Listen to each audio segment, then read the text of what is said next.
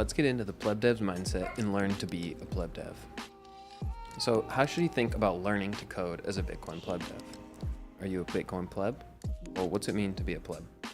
Probably likes Bitcoin, no formal education, explorer, learner, possibly intimidated by the galaxy brains that exist out in the Bitcoin ecosystem. What does it mean to be a dev? We write code. You can build anything that you can imagine. Probably not going to understand everything. There's a whole world of stuff to understand, and it's just not in the scope of your abilities to understand everything. Devs are constantly learning as they're trying to build new apps. And Bitcoin PlebDevs are a community of learners, coders, plebs, breakers of code. We like to try things out, try and break them to learn how they work. We're experimenters. That goes along with the breaking of code, just see what happens when you change this variable or change that value there. We're helpers. You can always join our Discord, which I'll have a link to at the end here. If you ever get stuck on a problem, just ping it in our Discord and we're happy to help. Just start building. That's the best way to learn. You'll figure it out. And here's the OG PlebDev. All right, so when you're writing code, it can be frustrating. There's always room for improvements. You're not going to do it the best way, probably ever, but definitely not the first time. Computers are dumb. They'll do exactly what you tell them to do, so you have to be very clear. Oftentimes you end up searching the internet or asking an LLM for help and spend way too much time staring at errors, trying to figure out what they mean. But ultimately you'll get some satisfaction once your code runs and does what you want. And the best thing about being a Bitcoin dev is that you get to type words on your screen, and that will ultimately result in Bitcoin moving around. You can write the code to say, send this Bitcoin that I have over there. And this is probably something that you'll experience when you're writing code. You're following a programming tutorial, such as a PlebDevs workshop. You will try to execute the code, and the computer will say, sorry, there was an error with your code. And you're like, well, I was just following the tutorial, but that's just kind of how it is. There's always these little things, different versions that make writing code not quite as simple as it should be. So this is meant to be some inspiration to you to start learning how to code. So we got to get into the PlebDevs mindset. There's always going to be someone better than you. You're not going to be able to learn everything, but you can learn anything. The key is consistency. You just have to show up, and you'll just keep learning. Every day that you show up, the more people you meet, you'll just get better. Move fast and break things, as Austin likes to say. Try to be within the growth mindset versus the fixed mindset. So this is a great book that I recommend everyone read called Mindset, The New Psychology of Success by Carol Dweck. She really goes into the differences between the idea of the growth mindset and the fixed mindset. The fixed mindset is a mindset that many people have where they don't think that they can get better. The growth mindset is where you tell yourself, I can learn this, I know I can, I just have to spend the time. What can I do to get better? And if you follow that growth mindset, you will constantly be improving. And again, the PlebDevs are here to help you. So if you're trying to learn how to code, which programming language should you learn? We recommend here learning JavaScript because you can build front ends and back ends, and you can kind of build anything that you want. So we have a tutorial here at this link that you should check out. That's a good intro to JavaScript. And actually, if I go back to the beginning of these slides, there's a link I forgot to mention here at tinyurl.com/pleb-learn-code. So definitely start with JavaScript. It's relatively simple to learn, and it's versatile. You can build anything. You can build front ends, you can build back ends. It runs in the browser. It's kind of versatile. It's object-oriented, it's functional, it's imperative. These are just different programming paradigms that people like to follow, and you can get a little taste of all of these in JavaScript. Also, HTML and CSS is very useful when building out your front ends so that they can look nice. So again, we have another tutorial here that you should check out on the basics of HTML and CSS. Ideally, you can build front ends that look good or not, but you can at least start to style the way that they look. It has a basic syntax. It's going to be super easy for you to learn, especially just asking ChatGPT. And the ultimate idea here is that you should learn one programming language really well, and then you can learn others with minimal effort. So JavaScript is a place to start, but maybe you'll want to go and start learning other programming languages.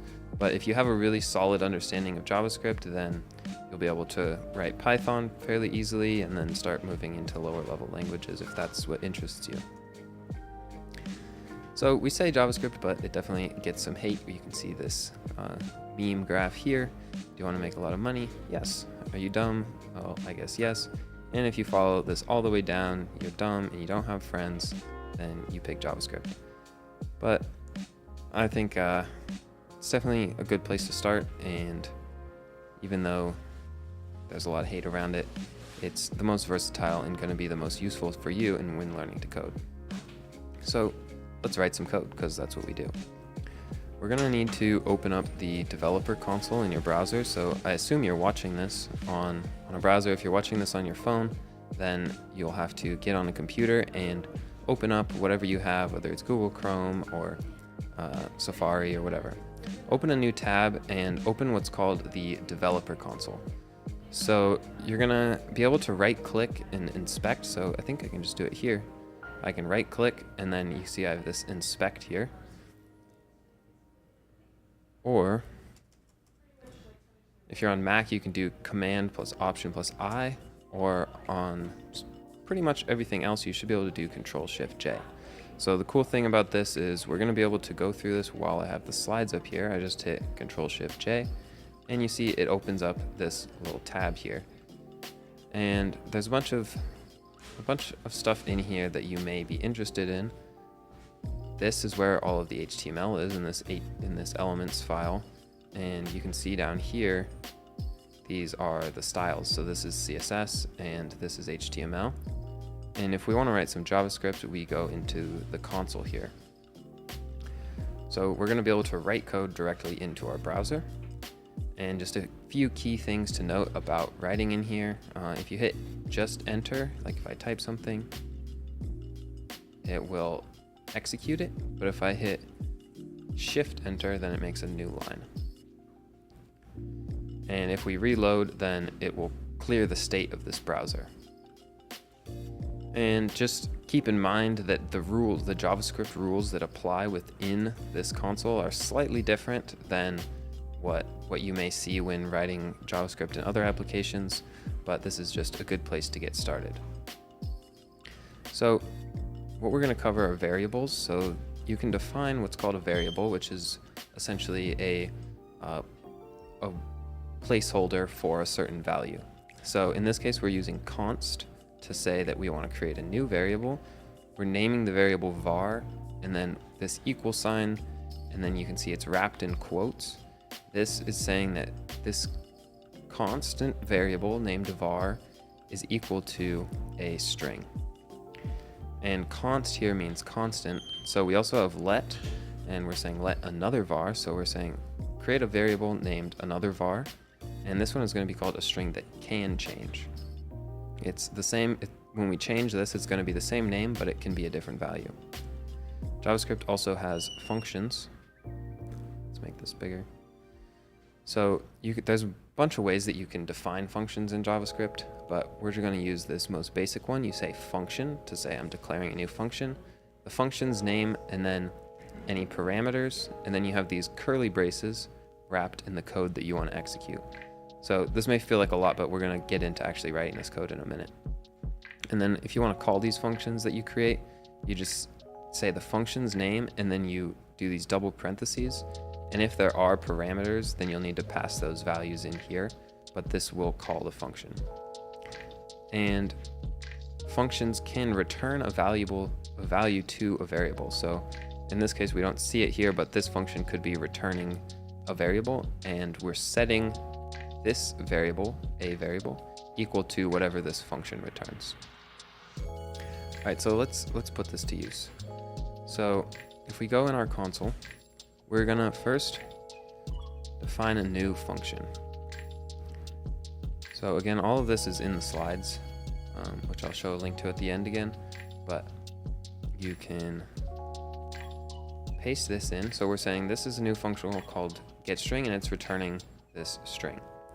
So then what we can do is call the function getString and see it returns this value. And maybe we want to actually assign a new variable to the return of that function.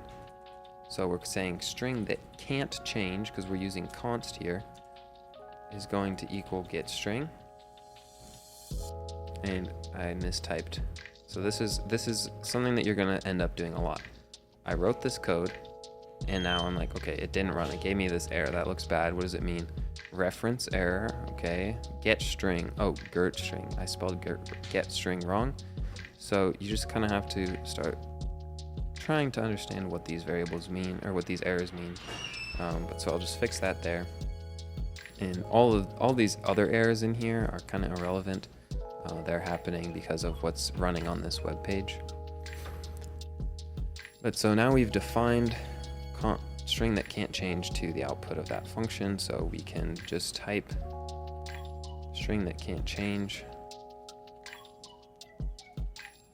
And I'm trying to use tab, and it will fill it in, and that's that. And so then we're going to make another variable, and it's going to be called string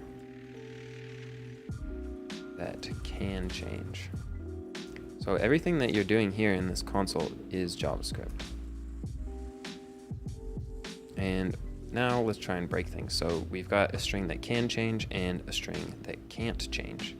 Let's try to change a string that can't change to a new string. Oh, see, I accidentally did string that can change. We want to do string that can't change. This is, and did that. Okay, so this is the error that I was trying to show you. So it's saying uncaught type error, and we're assigning a variable to a constant variable. And this is not allowed, because when we say const, then we're kind of making it clear that we do not want to be able to change the value of this variable. What happens if we try to use a variable that doesn't exist? We get this error that it doesn't exist. Or we could try and call this getString function, which remember we defined over here. It doesn't have any parameters in it, but if we try and call it with a value, then it worked, but it shouldn't have. Let's try this again. getString.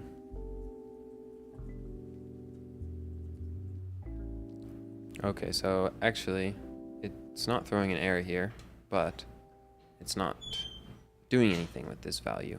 Normally in a normal execution environment for JavaScript, this would throw an error because it gets an unexpected value. Alright, so that was just a quick flash through of what it looks like to start writing some JavaScript. If you want to learn more, you should become a PlebDev and check out PlebDevs.com, where we have our list of courses. You can join the community. Here I have a link to all of our tutorials on YouTube. We also do workshops. This is, again, the link to that JavaScript tutorial. Here, definitely join our Discord. We'll help you out. And as final words, remember, we all start somewhere, and what sets us apart is our ability to be consistent and show up even though we don't want to. So I'll just end again with this link to the slides for further resources.